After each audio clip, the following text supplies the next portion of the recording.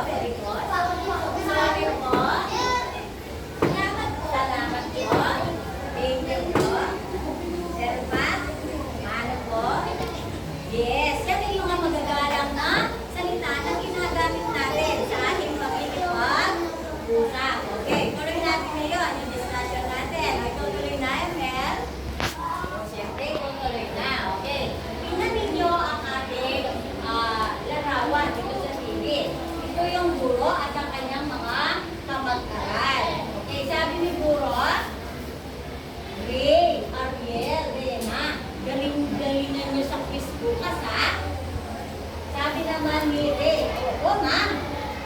Sabi naman ni Rena, maraming salamat po sa tulong ninyo. At sabi naman ni Ariel, salamat po. Yan.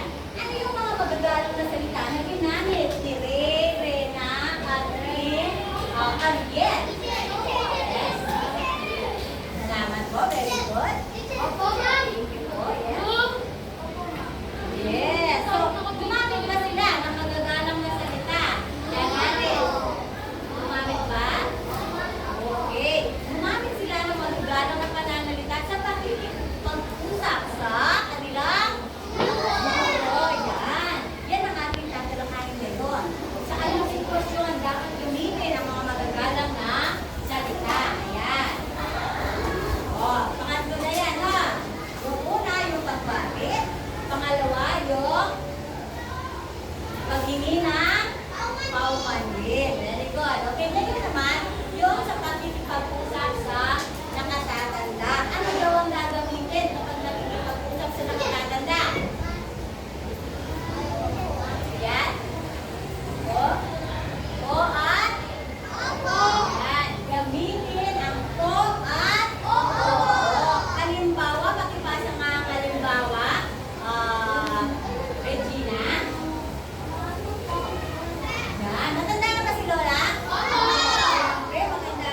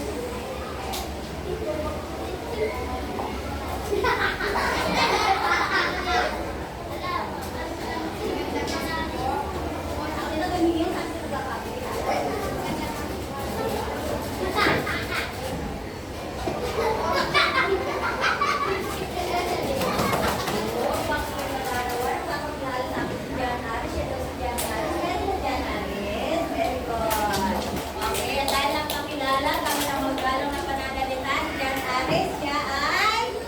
Ayan, nasa yung mga mag-anak na wala na. Ayun. Yeah! O, isa pa, isa pa.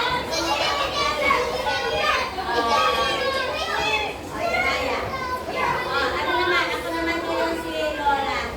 Lola ni Yasalin. O, siyempre, nakakin mo ako.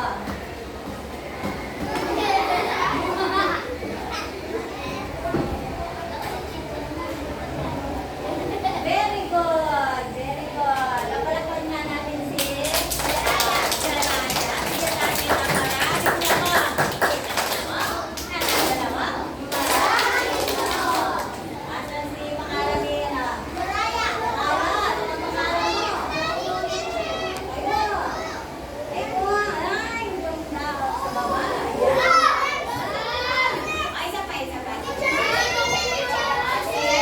Nadala, mag-isip muna ako ano naman ako.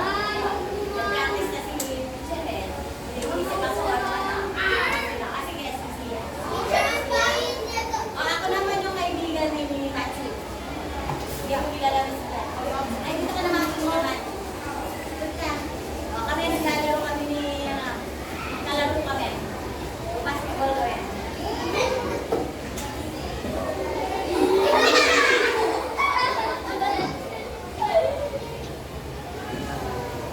Oh, very good. Ginagagalak ko makilala si Sia. Very good.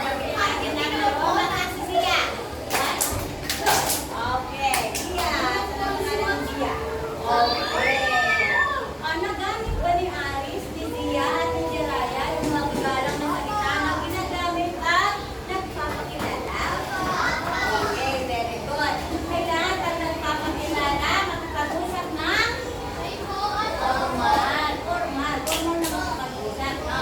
And then, maggamitin ng o at opo. Very good. Okay, next naman. Meron pa. Hindi lang sa pagpapakilala. Ayan. Panghihiram ng gamit. Naghihiram ba kayo ng gamit? Kanino kayo nanghihiram ng gamit? Saan sa klase?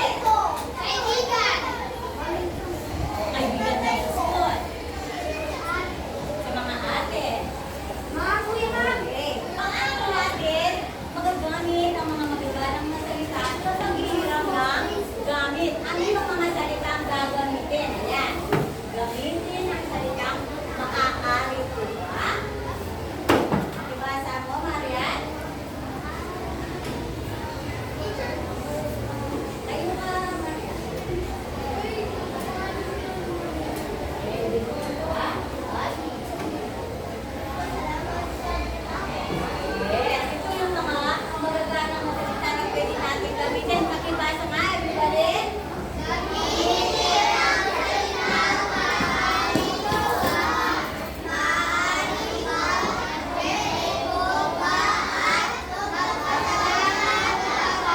O palagi, pagkatapos ng nangiram. Sunod yan yung magpa-masalamat, badyo. Okay. Siyempre, kapag matanda na atin, andyan yung salita. Kapag naman kaibigan lang natin, kahit wala na yung maaari ba? Halimbawa, pakibasa nga yung halimbawa. ML.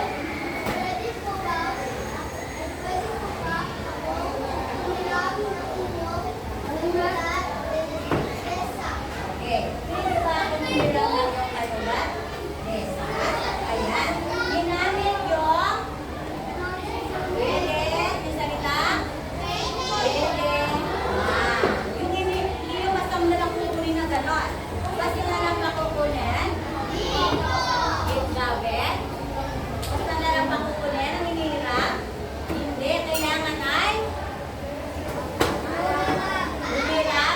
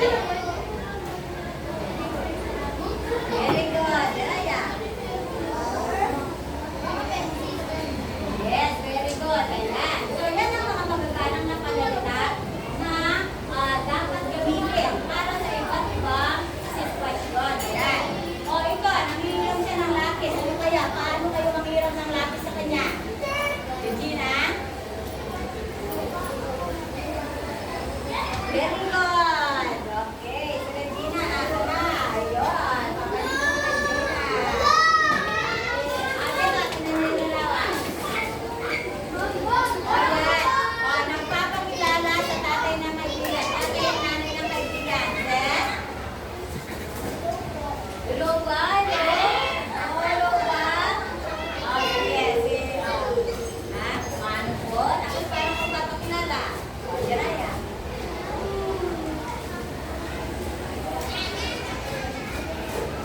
Very good. Oh, dalawang bagsak kay Jiraya. Okay. Next. Ang larawan. O, yan naman. Nakikipag-usap yung principal dun sa nanay ng estudyante. O, tinanong yung estudyante, ano ba pangalan mo, anak? Nagabel? Very good. Very good. Palakpakan natin ang isang bagsak si Gaben. Okay, Gaben. Asan na yung Gaben? Kasi nga, pag mahaba-haba yung sagot, tumataan. Okay, very good. Okay, kung meron ako dito ang gawain magkatuto, pipiliin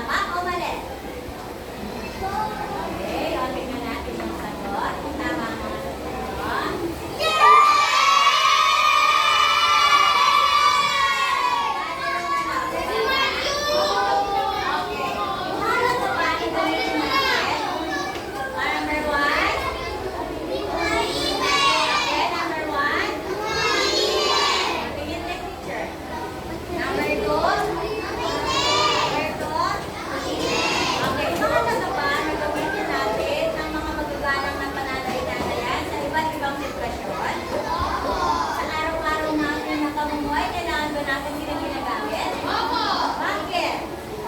Bakit? Bakit kailangan natin gamitin ang mga magagalang ng pananalita na yan, Aris? Very good, very good. Yan, Aris. Bigyan nga natin ng masipag natin yan, Aris. Ah, tama mo? Tama mo? Marami. Kaya yan, Aris. Tama naman si yan, Aris. Ayan, sabi niya. Naging daan sa mabuting makikita, kapwa-tao. And then, ano ang kahalagahan ng paggamit ng mga magagalang na salita na yan? Mahalaga ba? Ano ang kahalagahan niya? Bakit natin ginagamit? Yes, yes. Yes, magpapagaw, magpapakita ng paggalang. Pero sa paggalang, ano pa yung pinapakita? Kabutihan, very good. Nagpapakita ng kabutihan. Ano pa? Paggalang, very good. Ano pa? Respeto, very good. Tama naman. Ang paggamit sa usapan ng mga salitang magagalang ay handa ng respeto sa kapwa at ikinalulubot ng kapwa. Kayo ba? Kapag nire-respeto kayo, nalulubot ba kayo? Siyempre, nalulubot tayo. Ayan. Para sa inyo, pagtataya, para sa ating pagtataya, kukunin ang inyong papel at isusulat ang check kung magalang na pananalitan. X kung written. Answers only. Sa papel. Pangalan. And then, susulat ang check. Kung nagpapakita ng magalang na salita, X kung written. Sa papel.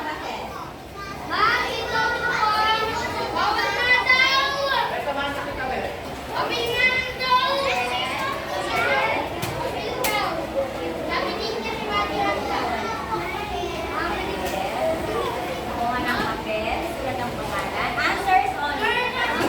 Mamaya. Hindi ka ng papel sa tabi.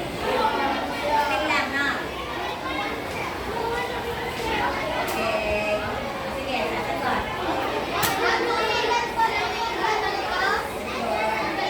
Answers only. Sige, sagot na. Bilis. 5 minutes lang yan. After 5 minutes, sagot natin. Sasagot na. Answers only. Number lang, tapos check kung tama or magalang na salita. X kung mali.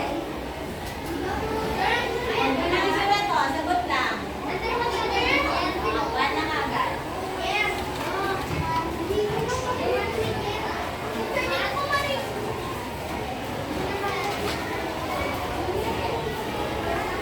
Sulat yung pangalan niyo.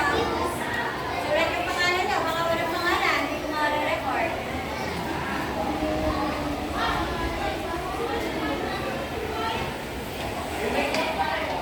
Huwag mo lang paulitin itong mga salita.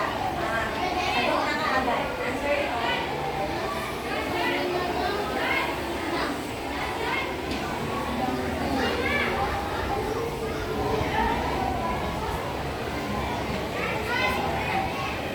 F tsaka X.